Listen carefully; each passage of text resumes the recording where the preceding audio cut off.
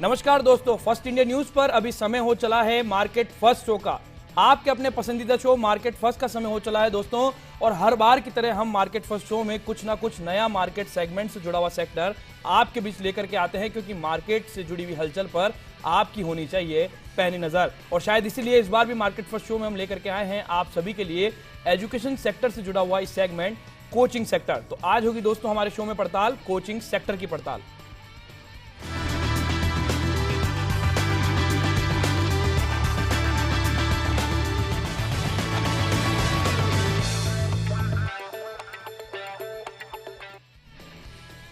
दोस्तों आज के हमारे एजुकेशन स्पेशल शो में आपके सवालों के जवाब देने के लिए हमारे साथ एक एक्सपर्ट पैनल भी मौजूद है। हर बार की तरह हमारे साथ जो एक्सपर्ट पैनल मौजूद है उनसे हम आपका परिचय कराते हैं। श्वेत गोस्वामी जी हमारे साथ जुड़े हुए हैं, डायरेक्टर हैं सिंथेसिस के, उनका हम स्वागत करते हैं। डॉक्टर डीवी उपाध्याय जो कि चेयरमैन है AGCEF कोचिंग संस्थान के, उनका भी हम स्वागत करते हैं। साथ ही साथ में हमारे साथ जुड़े हुए विवेक अग्निहोत्री जी जो कि डायरेक्टर हैं इनोवेशन कोचिंग संस्थान के। तीनों मेहमानों का स्वागत करते हैं दोस्तों। और आज के खास शो की शुरुआत करते हैं। सबसे पहले रुक करेंगे गोस्वामी जी आपके संस्थान के बारे में जानना चाहेंगे गोस्वामी जी। हाँ जी नमस्कार। सिंथेसिस संस्थान बीकानेर में स्थित है और ये संस्थान 2006 से हम 3 डायरेक्टर्स ने शुरू किया था, मिस्टर जेठमल सुथार, मिस्टर मनोज बजाज और मैं डॉक्टर श्वेत गोस्वामी। तो ये संस्थान हम लोगों ने इसलिए शुरू किया था कि बीकानेर से बाहर की तरफ प्री इंजीनियरिंग प्री मेडिकल इनके लिए बाहर पलायन ज़्यादा हो रहा था, क्योंकि वहाँ पर एक सुसंगठित संस्थान नहीं था। तो उस संस्थान की परिकल्पना हम तीनों अलग अलग पढ़ाया करते थे और उसके बाद वहाँ पर संयुक्त होकर हमने ये संस्थान जो है उसकी शुरुआत की। बिल्कुल विवेक अग्निहोत्री जी, हम आपका रुख करना चाहेंगे, आपसे जानना चाहेंगे आपके संस्थान के बारे में, इनोवेशन के बारे में। जी, सन 2008 दिसंबर में हम लोगों ने इनोवेशन की आधारशिला रखी। उसमें हम लोगों ने ये देखा कि कई बच्चे ऐसे हैं जो बहुत ज़्यादा फ़ी नहीं पे कर पाने की वजह से इंजीनियरिंग और मेडिकल की तैयारी नहीं कर पा रहे थे। तो हमने अपना प्राथमिक उद्देश्य ये बनाया कि किसी तरह हम कुछ ऐसी व्यवस्था करें जिसमें बच्चों के लिए जो अच्छे पढ़ने वाले बच्चे हैं, जिनके पास पैसे बहुत ज़्यादा नहीं हैं, जो थोड़े गरीब तबके से आते हैं और मेधावी बहुत हैं, तो उनके लिए कुछ ऐसी छात्रवृत्ति योजना बनाई जाए जिससे वो भी पढ़ सकें। तो हमने जैसे उदाहरण के लिए जैसे कोई बच्चे का सिंगल पेरेंट है तो हम उसको 50% छात्रवृत्ति देते हैं। अगर उसके मार्क्स भी अच्छे हैं तो उसके बेस पे उसको अलग से भी कुछ दिया आता है। Police services, defence personnels, doctors, engineers के बेटे, किसानों के बच्चे, इन सब के लिए हमने खास छात्रवृत्ति योजना लागू की हुई है, जिसका पूरा विवरण आप कभी भी इंस्टीट्यूट में ले सकते हैं। हमने पिछले लगभग 8 सालों में 4 बार राजस्थान का टॉपर PMT में और 1 बार IIT का टॉपर राजस्थान का हमने दिया है, जिसकी रैंक 9 थी, AIR 9। और ये इसको बताते हुए मुझे बहुत ही हर्ष हो रहा है और मैं सभी इस चैनल के सभी दर्शकों के माध्यम से अपनी बात को पूरे विश्व में फैलाना चाहता हूँ। बिल्कुल DV उपाध्याय जी, हम आपका रुख करना चाहेंगे, आपके संस्थान के बारे में जानना चाहेंगे, AGCEF के बारे में। AGCEF संस्थान जो है 2008 में स्टेब्लिश हुआ था और ये एक नॉन प्रॉफिट ऑर्गेनाइजेशन है। इसमें काफ़ी लोगों का सहयोग है और इसका मेन मोटो जो है BPL student, physical handicapped, orphan students, ये कम्प्लीटली इंस्टीट्यूशन में फ्री रहते हैं। इसके अलावा AGCEF इंस्टीट्यूशन का प्री मेडिकल पे एक अच्छा होल्ड है और एम्स के लिए अभी भी रिसेंट के अंदर भी एक प्रिपरेशन हेतु एक अलग से बैच की व्यवस्था की गई है। जनरली देखा गया है कि एम्स के अंदर AR जो क्वेश्चंस आते हैं, कथन कारण क्वेश्चन आते हैं, वो बच्चे को काफ़ी ज़्यादा बैक हैंड में लेके जाते हैं।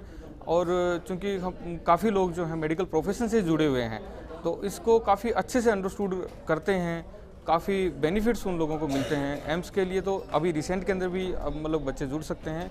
इसके अलावा स्पेशली ये ऑर्गेनाइजेशन जो है नॉन प्रॉफिट ऑर्गेनाइजेशन बनाया हुआ था, तो भी ज़्यादा से ज़्यादा लोगों को बेनिफिट्स मिले।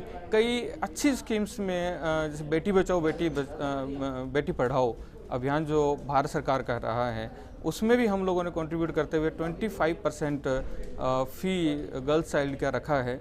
इसके अलावा आर्मी से या डिफेंस से जुड़े हुए वो पर्सन जो देश की सेवा में या विभिन्न वर्गों से जुड़े हुए हैं, जो किसी न किसी सोशल एक्टिविटी से जुड़े हैं, उनके लिए भी ये NGO वर्क करता है। बिल्कुल श्वेत गोस्वामी जी, आपसे हम जानना चाहेंगे आप कौन कौन से कोर्सेज जो हैं वो वहां पर प्रोवाइड कराते हैं अपने कोचिंग संस्थान में? जी सर, बेसिकली हम लोगों ने जब शुरुआत की थी तो प्री मेडिकल जो है उसी को मद्देनज़र रखते हुए हम लोगों ने ये शुरुआत की थी। अब हम लोग प्री इंजीनियरिंग जो है उससे संबंधित कोर्सेज भी करवाते हैं, और स्पेशली जैसे डॉक्टर साहब ने बताया कि एम्स जो है उससे अगर हम देखें बीकानेर एरिया से, तो पिछले 2 सालों के अंदर लगभग 53 स्टूडेंट्स जो हैं वो एम्स में हमारे ही संस्थान से जो हैं वो सिलेक्ट हुए हैं।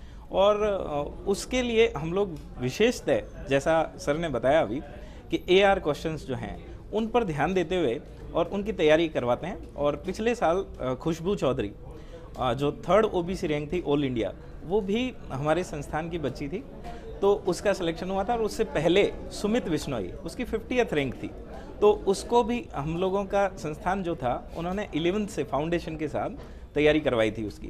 तो बेसिकली हम लोग जो हैं वो इस तरह का जो प्री मेडिकल है और प्री इंजीनियरिंग, जिसकी शुरुआत हमने सिंजेई नामक संस्थान उससे की है, और पिछले साल ही हमने उसके अंदर इसकी शुरुआत की है। और साथ में ही अगर देखा जाए तो अभी 35% स्टूडेंट हमारे पहले साल में जेईई मेंस के अंदर जो हैं वो उत्तीर्ण हुए हैं। बिल्कुल विवेक जी, आपसे भी जानना चाहेंगे आपका जो कोचिंग संस्थान है इनोवेशन, वहां पर किस किस तरह के कोर्सेज प्रोवाइड कराए जाते हैं?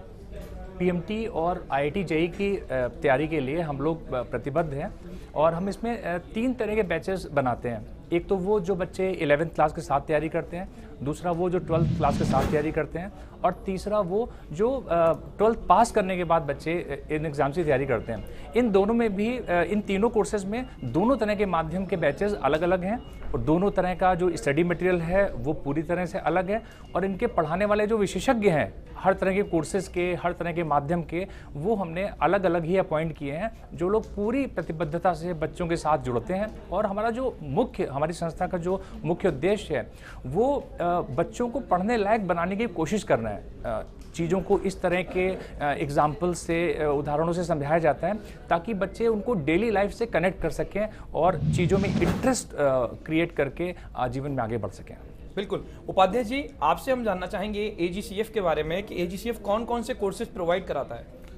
AGCF बेसिकली प्री मेडिकल पे ज़्यादा फोकस है, और इंजीनियरिंग सेगमेंट में तो अभी 11th से इसी साल इसको प्रारंभ किया है। और प्री मेडिकल में हमने 2 सेगमेंट अलग अलग ही रखे हैं, एक AIPMT और एक एम्स का कम्प्लीटली हमने अलग रखा है, ताकि जो बच्चे पर्टिकुलरली एम्स को लेकर के प्रिपरेशन करना चाहें वो अलग ही रहें। क्योंकि ये अक्सर मैंने देखा है नॉर्थ इंडिया के अंदर ऑलमोस्ट सब जगह AIPMT और एम्स को एक साथ देखा जाता है, लेकिन मेरा व्यू ये है कि भाई एम्स थोड़ा सा अलग सेगमेंट है, अलग थॉट के साथ अलग तरीके से उसको तैयारी करना होता है। क्योंकि AIPMT जहाँ मतलब 20 नेगेटिव मार्किंग के बाद बच्चे को सिलेक्शन से बाहर करती है, वहीं एम्स केवल 10 नेगेटिव मार्किंग के साथ ही बच्चे को बाहर कर देती है। और बहुत सारे सेगमेंट्स इसके मतलब एक बिल्कुल थॉट प्रोसेस है। एम्स को सिंपल एक लैंग्वेज में डिफाइन किया जाए तो देयर आर एक डिफरेंट थॉट। इसको मैं एक अलग सेगमेंट से देखूं तो जैसे IIT मेंस और IIT एडवांस में जितना बड़ा डिफरेंस है, उतना ही बड़ा डिफरेंस AIPMT और एम्स के अंदर है। तो हम लोगों ने ये दोनों बैचेस सेपरेट रखे हैं। इसके अलावा 11th से मैं सभी को सजेस्ट करूंगा कि बच्चे जहाँ भी ज्वाइन करें, अच्छा इंस्टीट्यूशन ऑलमोस्ट सारे अच्छे होते हैं। बिल्कुल अच्छे इंस्टीट्यूट की पड़ताल करने के लिए दोस्तों आज का मार्केट फर्स्ट शो जो है वो हम आपके बीच में लाए। श्वेत गोस्वामी जी, एडमिशन का वक्त आ चुका है, एडमिशन को लेकर के लोग जो हैं पहुंच रहे हैं, अपने अपने विभिन्न कोचिंग संस्थान को तलाश रहे हैं। आपसे हम जानना चाहेंगे काउंसलिंग को लेकर के किस तरह की व्यवस्था आपके संस्थान में है और किस तरह से आप अच्छी तरह से काउंसिल करके बच्चे को सही दिशा दिखाते हैं? जी सर, जैसे ही अगर हमारे पास काउंसलिंग के लिए कोई बच्चा आता है तो उसका मानस साइंस के प्रति तो होता ही है। अगर साइंस में देखा जाए तो 2 स्ट्रीम में वो जाना चाहता है, या तो मेडिकल स्ट्रीम में और या फिर इंजीनियरिंग में। तो जैसे ही उसका आना होता है, जैसे जनरली सर ने बताया अभी दोनों ने कि इन कोर्सेज़ में देखा जाए तो कोर्सेज़ की शुरुआत आजकल बहुत जल्दी होने लगी है। जैसे हम प्री फाउंडेशन से शुरुआत कर देते हैं, तो प्री फाउंडेशन के अंदर 9th और 10th का बच्चा जो होता है वो वहाँ पर एडमिशन के लिए आता है अपने पेरेंट्स के साथ। तो उसके लिए अभी क्या राहें हैं उन लोगों को अभी पता नहीं है, क्योंकि अभी बच्चे ही हैं वो। तो उनके लिए एक काउंसलिंग जो सेल है वो हमने बना रखा है, जिसके अंदर साइंस स्ट्रीम में क्या मेडिकल और इंजीनियरिंग के अलावा कुछ और ऑप्शंस हो सकते हैं, वो उन्हें अवगत कराया जाता है। और उसके साथ ही प्री इंजीनियरिंग और प्री मेडिकल में अगर नहीं हो तो उसे कौन सा ऑप्शन अडॉप्ट करना है उसके बारे में भी जानकारी दी जाती है। फिर इनके अंदर किस तरह का, जैसे कई भ्रांतियाँ होती हैं कि इन कोर्सेज को लेकर ये भ्रांति है कि ये बहुत महंगे होते हैं, तो उनके बारे में उनको ये बताना कि ये गवर्नमेंट सीट जो होती हैं इनकी वो ज़्यादा महंगी नहीं होती, और उनके अंदर अगर अपन मेडिकल की तरफ जाएं तो लगभग 10 to 20,000 रुपीज़ पर एनम इतना ही खर्चा होता है गवर्नमेंट सीट्स में। और इंजीनियरिंग के अंदर अगर गवर्नमेंट सीट मिल जाती है उसे तो लगभग 50,000 इतना ही खर्चा होता है। तो हमारे पास रूरल इलाके से जो लोग आते हैं उनको भी हम काउंसलिंग के थ्रू बताते हैं कि इन फील्ड में जाना बहुत आसान है, और आसान होने के बाद एकदम पिक्यूलियर पॉइंट करते हुए हम अगर तैयारी करें तो इनमें ज़्यादा आसान है बनिस्पत की RAS IAS। तो इस तरह की काउंसलिंग उनकी पहले से उनका माइंड सेटअप करने के लिए कर दी जाती है। बिल्कुल विवेक जी, आपसे हम जानना चाहेंगे इनोवेशन पे आप किस तरह की काउंसलिंग सेल आप लोगों ने स्थापित कर रखी है और क्या कुछ काम करते हैं आप काउंसलिंग को लेकर के? काउंसलिंग में कई बार ऐसे केसेस भी आते हैं जिसमें पेरेंट्स और बच्चे जानना चाहते हैं, जो बच्चा 10th क्लास ने पास किया होता है तो वो जानना चाहते हैं कि हम मैथ्स लें या बायो लें या किसी और फील्ड में जाएं। तो सबसे पहले तो हम लोग ईमानदार होकर उसको बताने की कोशिश करते हैं, एक छोटा सा इंटरव्यू लेके कि वाकई में आप किस लायक हैं। कई बार हमें ईमानदारी से भी बताना पड़ता है कि बेटा आप मेडिकल या PMT के अलावा कुछ और करें तो बेहतर होगा। ये बात ज़रूर है कि ऐसे केसेस 100 में से 2 ही होते होंगे, पर इतनी ईमानदारी हम लोग बरतने की कोशिश करते हैं।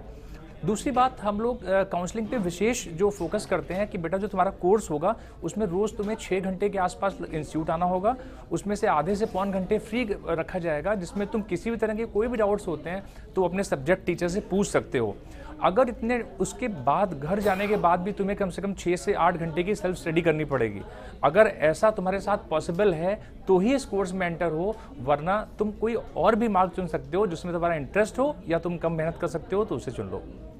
बिल्कुल डॉक्टर DV जी, आपसे भी हम जानना चाहेंगे काउंसलिंग सेल के बारे में। जैसा कि दोनों मेहमानों ने बताया कि काउंसलिंग को लेकर के उन्होंने किस तरह की व्यवस्थाएं की है और किस तरह से वो काउंसलिंग देते हैं, आप किस तरह की काउंसलिंग प्रोवाइड कराते हैं?